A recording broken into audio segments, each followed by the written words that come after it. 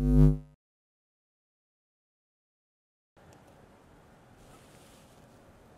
with Coach Wade with an opening statement, guys, and then we'll take questions.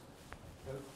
I'm proud of our guys. I thought we played one of our better games, probably our best game to date. We can still certainly play better and finish the game off better, but I thought we got contributions from everywhere. Javante was obviously tremendous. Cam, phenomenal game. Days did a great job, but Andre Hyatt, 8 points, 8 rebounds, 2 big threes. He was huge. Gaines and Leblanc did a phenomenal job defensively. And so I just thought it was a total team effort, probably our most complete game to date. And so something we can continue to build off of. I thought we got better from state to this game, and now we've got to build off this game and get better before we play midweek this week. Yeah, a couple of questions. Javante's averaged 23 points a game against Tennessee the last 3 years. What is it about that team, or why is that effective against them? I mean, you know, he's aggressive. He drives it. You know, we're able to create some angles for him that he's able to seam drive it and get the ball downhill. But I mean, he's a great player. He's been he played great at state. He's been one of, if not our most consistent guy all year.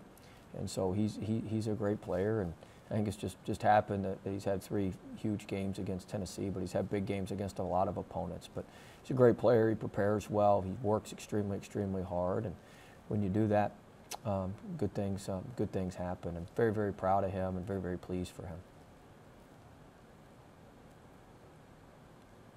Coach, do you think this time off that you guys had leading up to the state game has really kind of helped you in this game here tonight? I don't know. I thought we were fresh. You know, we only played 7 guys in that second half.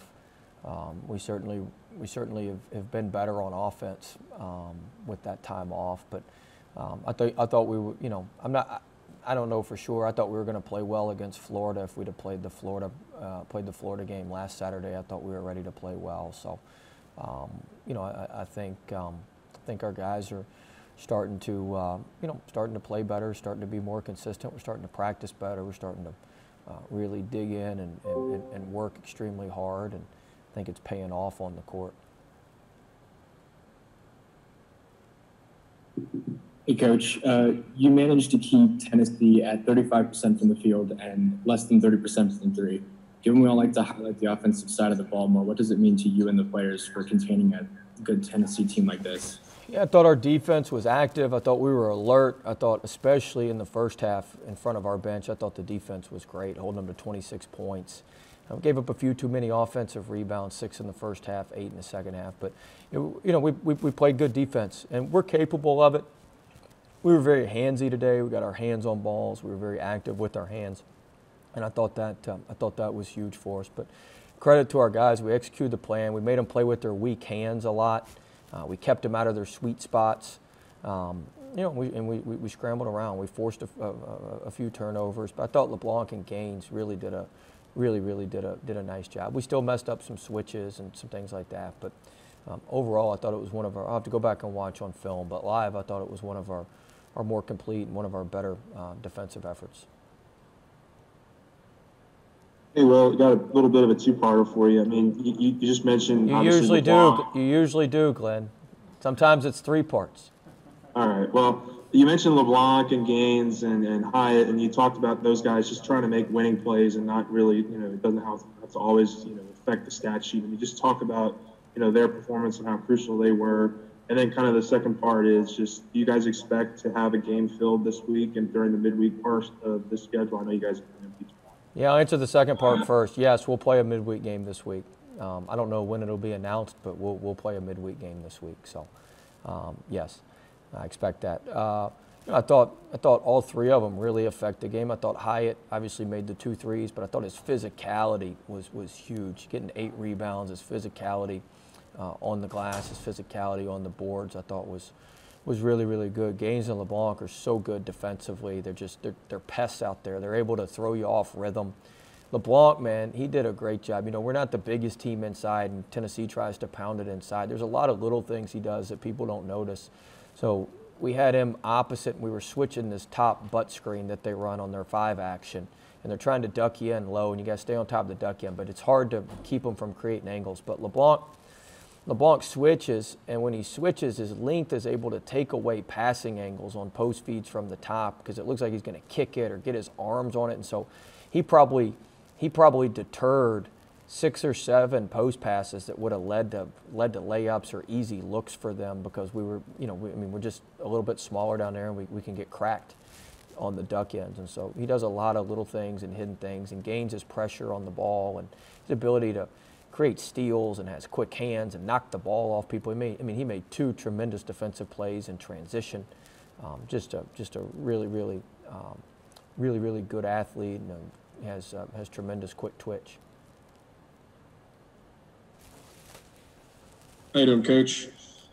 So after a solid first half of 44% shooting, it seemed like you guys came out of the second half on fire, getting the ball anywhere you want, and shooting a total 59%, a total bump up.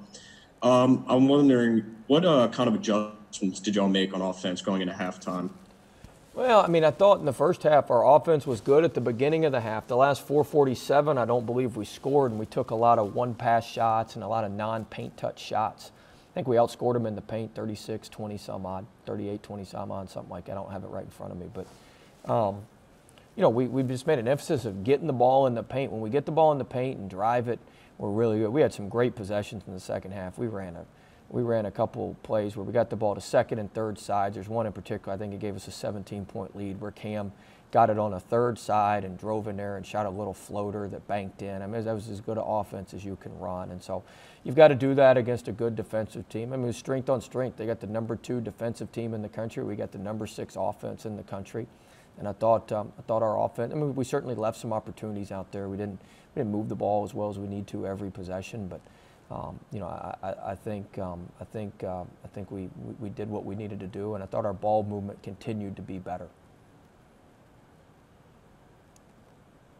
Well, I was going to ask you a little bit about your defense in the first half, but you kind of answered already. But they did set the tone. Is that the best you set the tone this year? And also, one of you players said you were on edge the last week or so in practice. I know it's hard to believe, but can you give us any kind of insight into what went into that? I did think we set the tone. I did think we set the tone defensively, especially in the first half. I thought we were really active. We were in the gaps. We had active hands. We contested a lot of shots. We lost them. We gave up 2 things on switches, and our transition defense wasn't great. They had Fulkerson running the rim a couple times. I thought we got our transition defense fixed in the second half. That's why we put the token pressure on in the 1-3-1 just to try to slow them down a little bit. They had some transition baskets at the beginning of the second half, but we were eventually able to get that thing slowed down. But I thought our guys did a great job.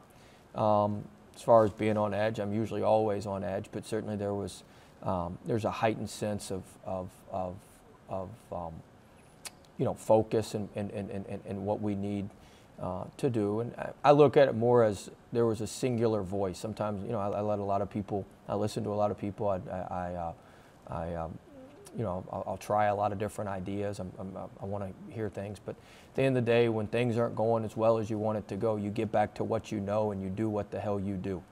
And that's basically what we've done. I've kind of just, taken back the reins on things, and I think that may be what they're referring to. We talked a lot after the couple of previous losses about the ball getting stagnant and the need for movement. How did you express to them the importance of playing this team game? Because in the last 2 games, you have seen a lot more sharing, obviously a lot more diversified scoring, and a lot more guys getting minutes. I think first part is we've settled into a rotation. We've got, we've been messing around with rotations for a while. We settled into a rotation, and it takes some time. People don't want to hear this, but we had a shortened summer. We had a shortened preseason. We didn't get to play any pickup because of because of the COVID and the protocols and stuff. And so it just takes some time. And, we've been more isolation-based. We've put in a lot more stuff recently where the ball moves side to side. We get the ball moving. I thought that was something we needed to address. People had adjusted. The isolation stuff was working, but people had adjusted to it. And so then it was on us to counter and adjust. And look, we got great guys, man. They want to win. They want to play well. They love representing LSU. They love representing Louisiana. And so we've got great guys. And at the end of the day, they're going to do what it takes to win. And, you know, we had a meeting where I did most of the talking after the Alabama loss, and I basically said, this is how it's going to be. This is what we're going to do. And, you know, I don't need but 6 or 7 guys. I've been playing 8 or 9 guys. We need 6 or 7 guys that are going to do what the heck I want done, how I want it done. And I think we've been better since then.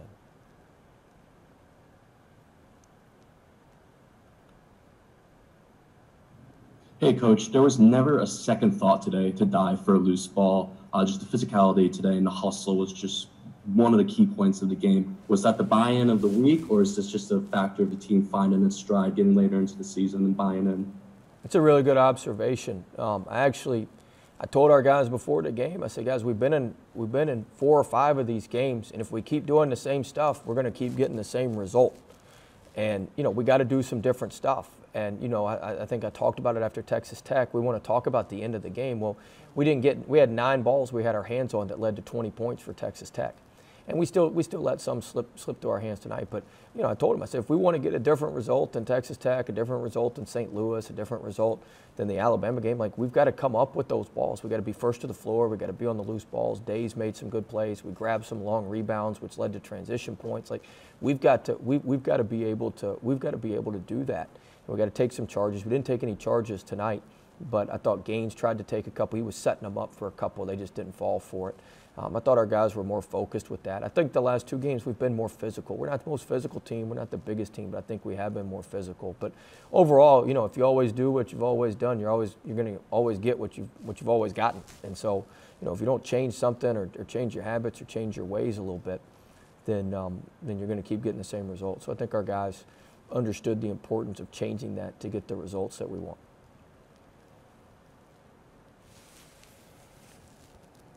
Yeah, well, I've got to know, where did you get your Joe Brady spread offense inbounds play? I mean, when you spread players along the baseline, that was interesting.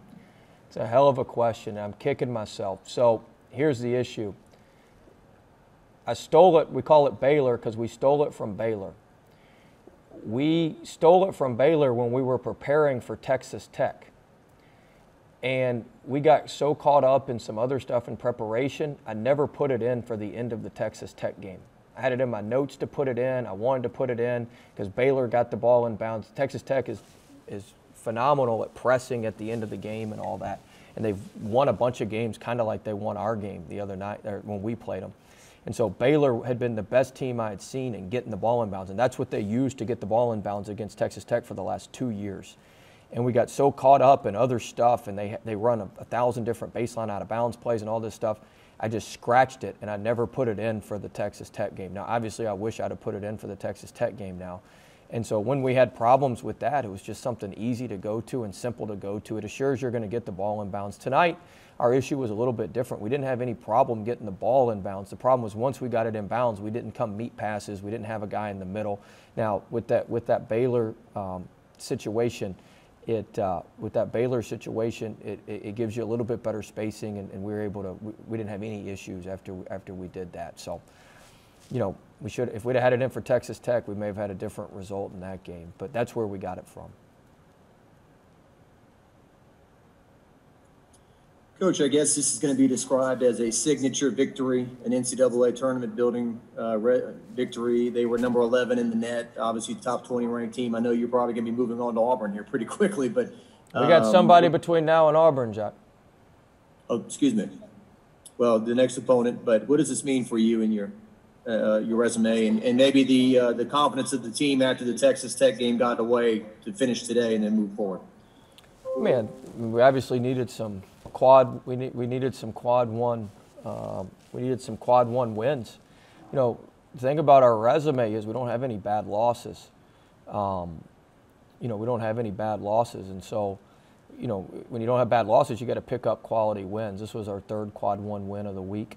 I mean, of the year. I think we're 3-5 against quad one, so that was certainly good. And you know, I think we'll have another chance here midweek to pick up, you know, to play another quad one opponent. In fact, I know we will. And so, you know, we've got to keep building off this, and we've still got to, you know, we dug ourselves in a hole. We've still got a lot of work to do. we're 2/3 through the conference schedule. I think what are we, 8-4, Kent? 8-4. So we've played 12 of, 16, 17, 18 games, however many games we're going to play.